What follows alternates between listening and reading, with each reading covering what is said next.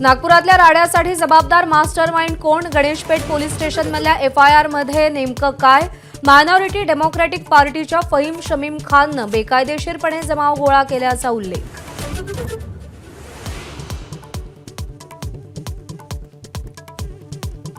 नागपूरच्या दगडफेकीमागे काश्मीर पॅटर्न असल्याचा गृह खात्याला संशय. काही तासात मोठी गर्दी जमवणं आणि पोलिसांना टार्गेट करणं हा काश्मीर पॅटर्न असण्याची शक्यता. अहवाल केंद्रीय गृह खात्याला सोपवणार.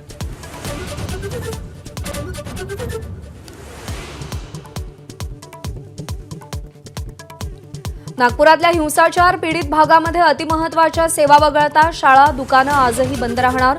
उर्वरित नागपूरमध्ये जनजीवन सामान्य. मेट्रो, सिटी बस, एसटी सेवा पूर्ववत.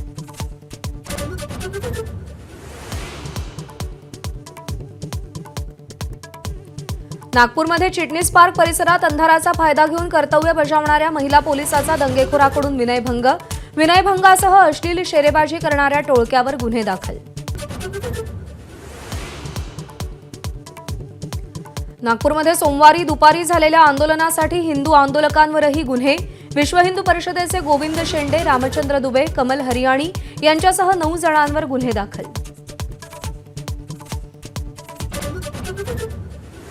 नागपूर पोलिसांसोबतच महाराष्ट्र एटीएसही नागपूरच्या राड्याचा समांतर तपास करणार. राड्याला चिथावणी कोणाची, कोणती संघटना यामागे आहे का, याचा तपास एटीएस करणार.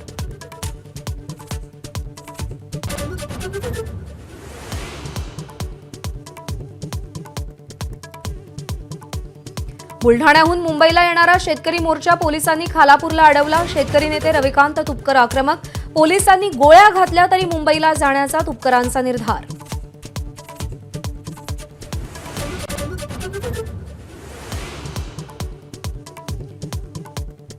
पुण्यातल्या हिंजवडीमध्ये कर्मचाऱ्यांची वाहतूक करणारा टेम्पो ट्रॅव्हलवर जळून खाक. 12 कर्मचाऱ्यांपैकी 4घांचा होरपळून मृत्यू. आमदार हेमंत रासनेंकडून विधानसभेत प्रश्न उपस्थित.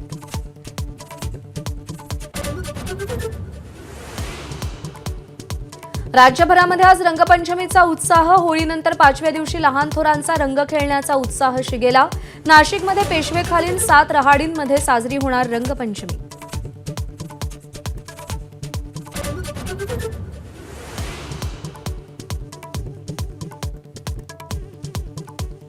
सातारा जिल्ह्यातील बावधनमध्ये बगाडचा उत्साह. गुलाबी रंगामध्ये संपूर्ण बावधन गाव न्हालं. बगाडच्या रथाला ओढण्यासाठी खिलार बैलांची जोडी.